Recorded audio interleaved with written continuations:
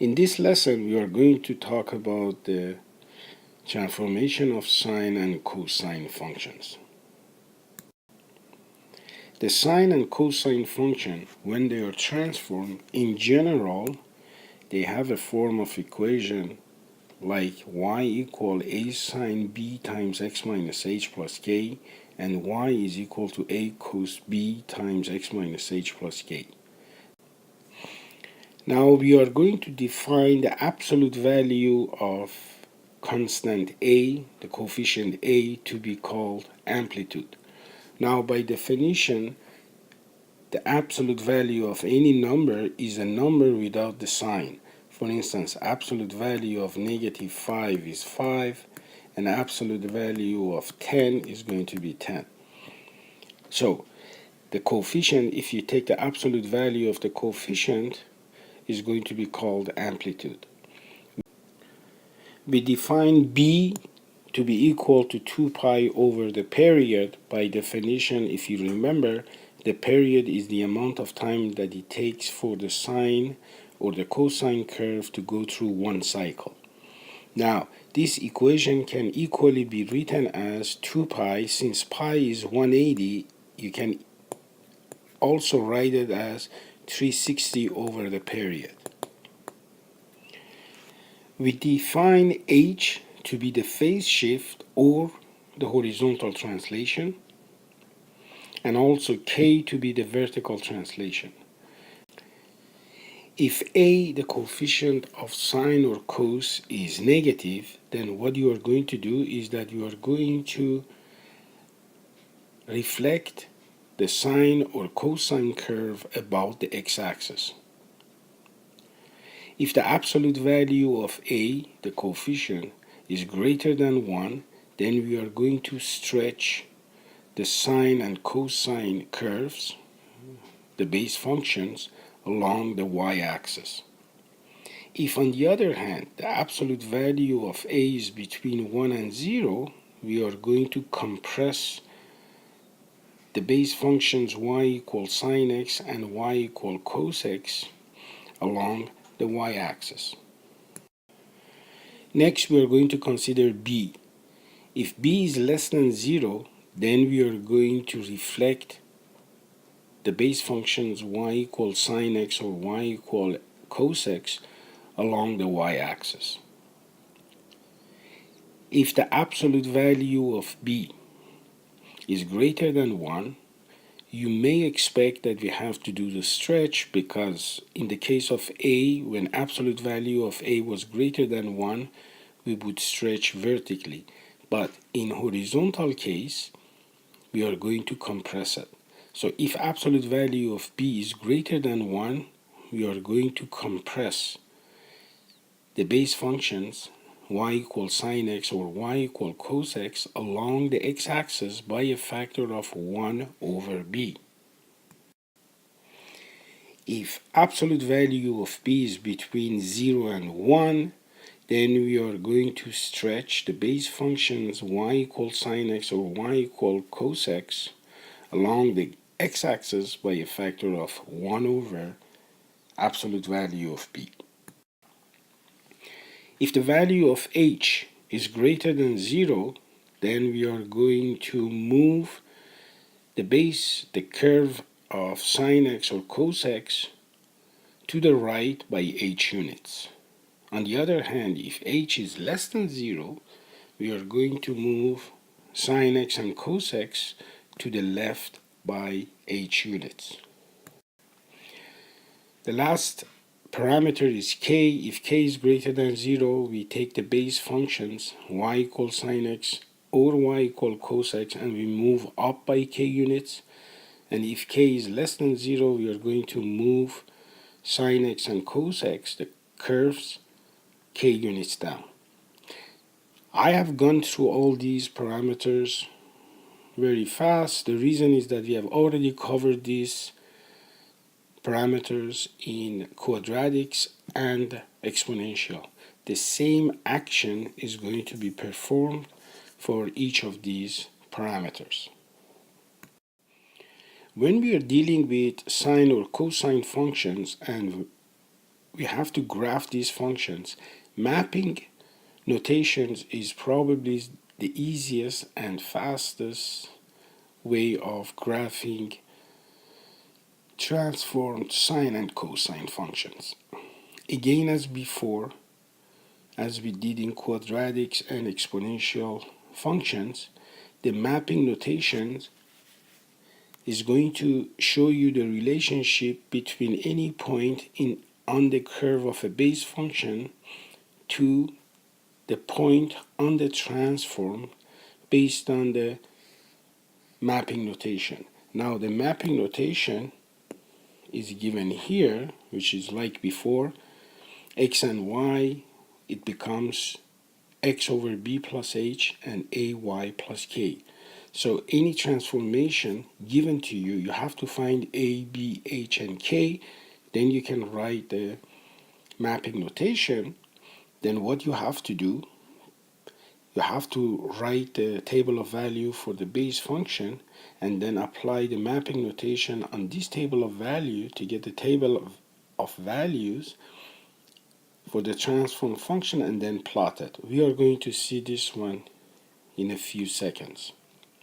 Now, for example, if you have a transform function like this one, which is given here, then we know that a is negative 3, b is 4 pi, h is negative 1. Remember, the formula is x minus h, and here we have x plus 1, so h is negative 1, and k is negative 10.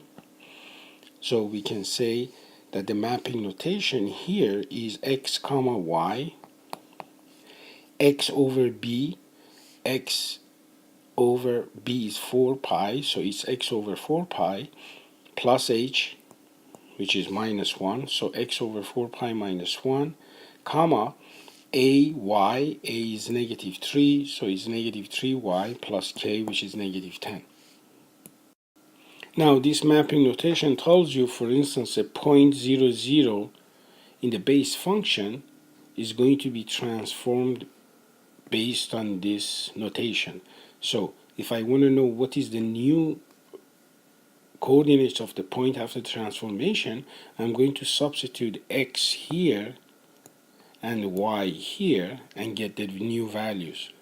In this case, we're going to get 0 over 4 pi, because x is 0, minus 1, comma, negative 3 times 0, minus 10, which is going to be negative 1 and negative 10.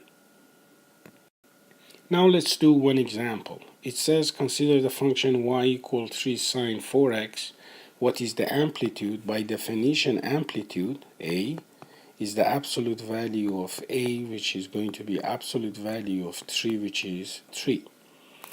What is the period? By definition, period is 360 over b. b is 4, so our period is 90 degrees. How many cycles will occur between 0 and 360? Since you can fit 490 degrees in 360, because 360 divided by 90 is 4, then it means that there are 4 full cycles between 0 and 360. The next example says graph the function from 0 and 360. So first I'm going to come up with the table of value for the base function, which is y equals sine x. So I'm going to write x, y, the special angles are 0, 90, 180, 270, and 360. We know that sine 0 is 0, sine 90 is 1, 180 is 0, 270 is negative 1, and 360 is 0. Now, if we write the equation again, y is equal to 3 sine 4x, you can see that a is 3, b is 4, h is 0, k is 0. Then we know that the mapping notation is xy gives you x over b, which is x over 4, plus h, which is 0, and ay, which is 3y, plus k, which is 0. So this is your mapping notation.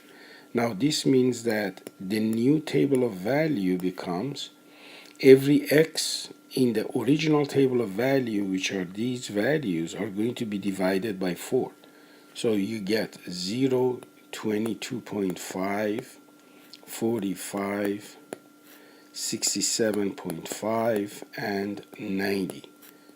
The way I got these values is that I divided every value for x by 4. So 0 divided by 4 is 0, 90 divided by 4 is 22.5, and so forth.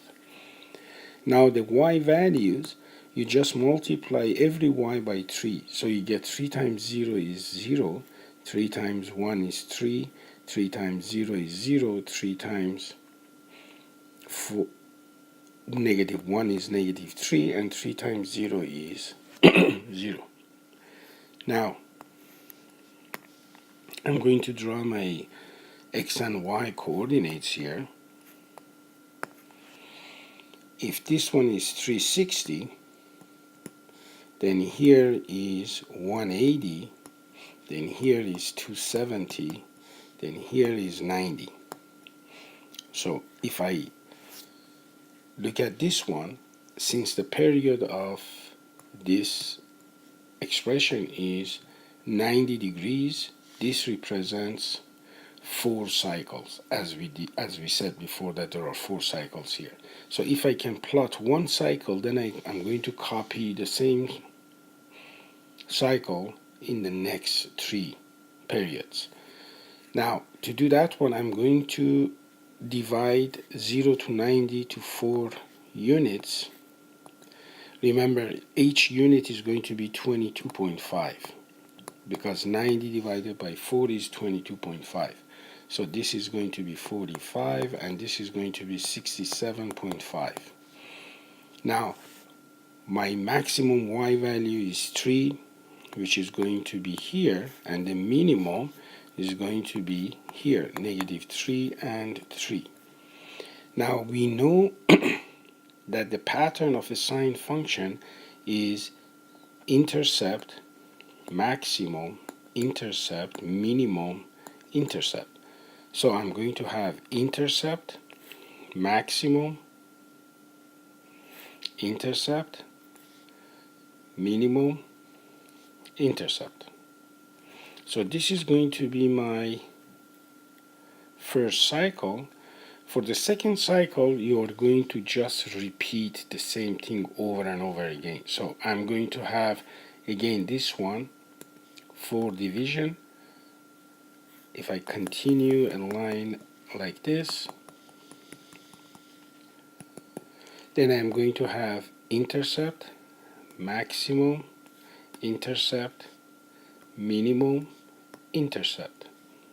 Again, divide this one by 4, divide this one by 4.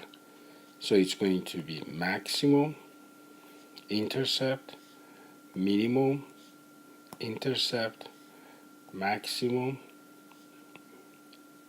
intercept, minimum, intercept. So my graph is going to look like this.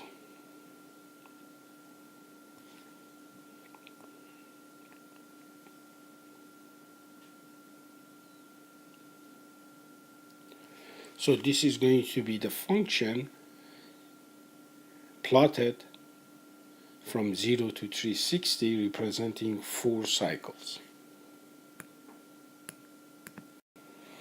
The next example, consider the function y equals sine x minus 45 degrees plus 2. The first question is that what is the amplitude? By definition, amplitude is absolute value of the coefficient, which is 1. So the amplitude is 1. What is the period? By definition, period is equal to 360 degrees divided by b, which is 1. So the period is 360 degrees.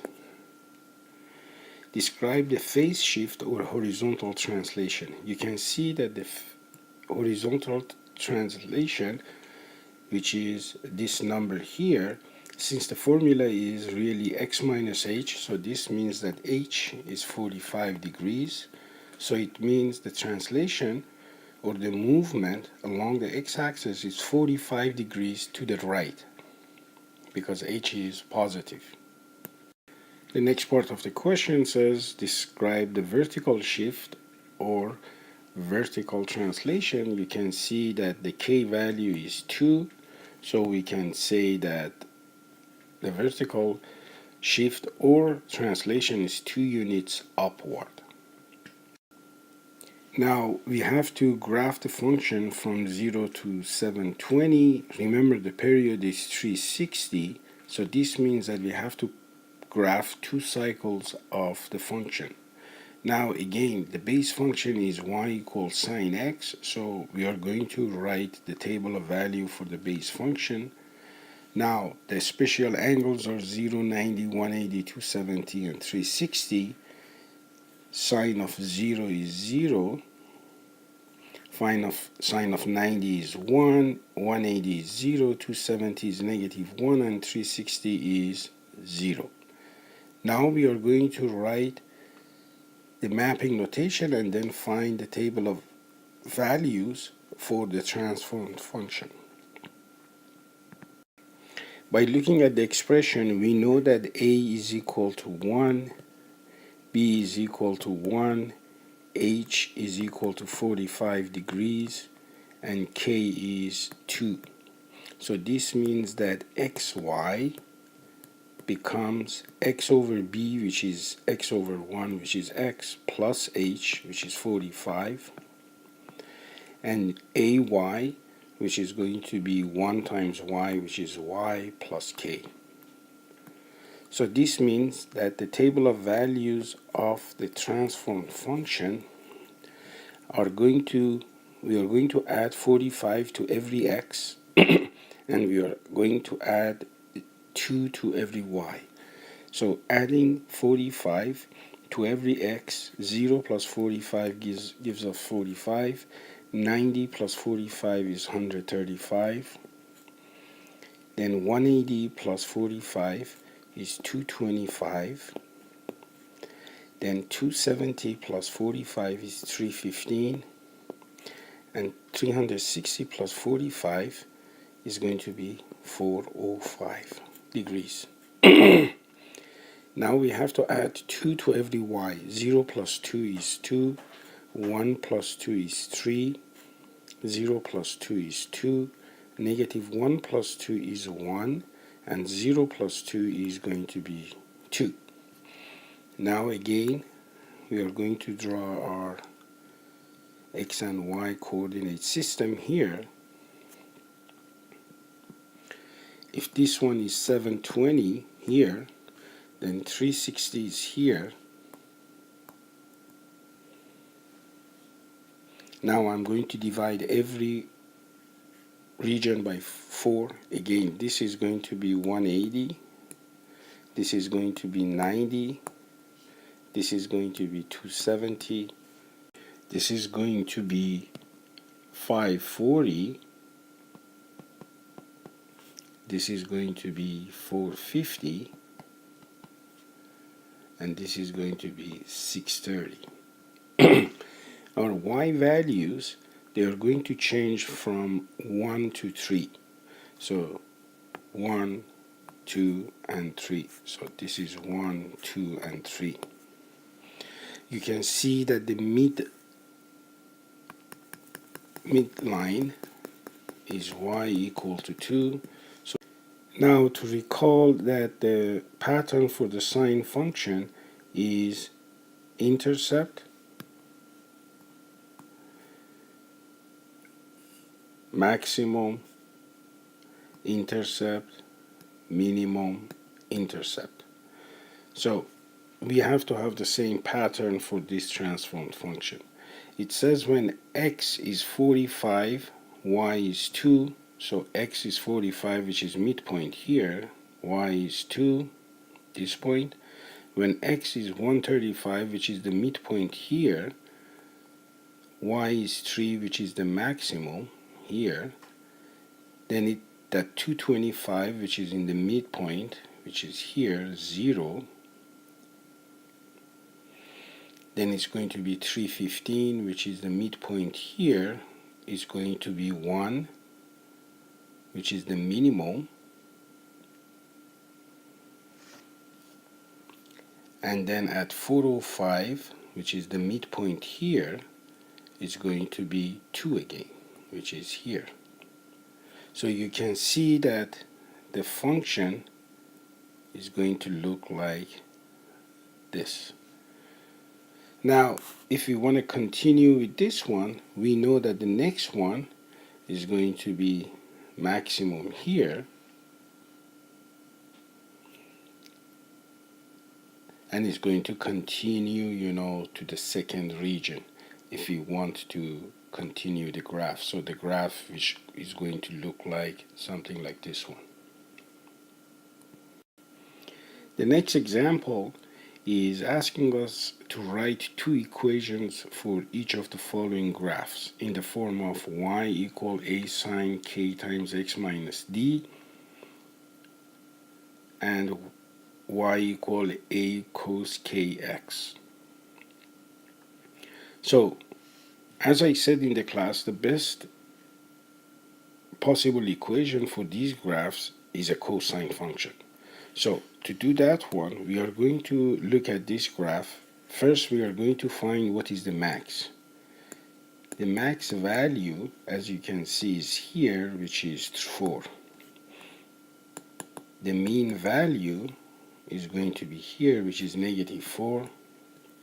And the period, which is the distance between, let's say, two maximum, is 360 minus 180, which is 180 degrees. So from these pieces of information, I know that A is max minus mean, so 4 minus 4 divided by 2, which is going to give me 4. K is max plus mean divided by 2, so 4 plus minus 4 divided by 2 gives me 0. B is 360 divided by period, which is 180, which is going to give me 2. Now, the phase shift for a cosine function, if you have, and if you want to express it in cosine, is to find the x-coordinate of one of the maximums. The first maximum I can see, which is easy, is here, this point, and the x-coordinate is 0. So I can say that h is 0. So I can write y is equal to a cos, b is 2 times x minus h, x minus 0 plus k, and k we found is 0 plus 0, so we get 4 cos 2x. So this is our cos representation of the graph. To find the sine representation, as I said in the class, just write the argument to the cos and add 90 to it. So we are going to write 4 sine 2x plus 90. That's going to be our sine representation. You can also write this one as 4 sine 2, factor 2 out, so you get x plus 45 degrees. The next graph is given here. Again, we do the same thing. We are going to say max is equal to 2, mean is a -2,